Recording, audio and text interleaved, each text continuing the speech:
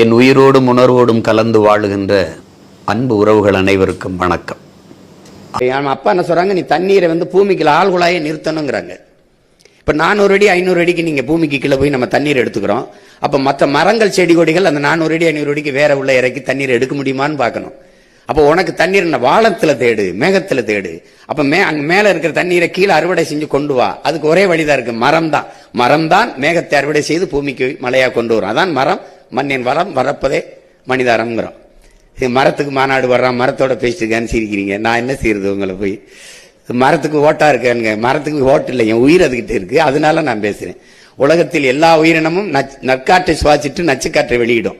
மரம் செடி கொடிகளை தான் நச்சுக்காற்றை சுவாசிட்டு நற்காற்றை வெளியிடும். இந்த இயற்கையின் முறையில நம்ம யாரும் உயிரோடு இருக்க முடியாது.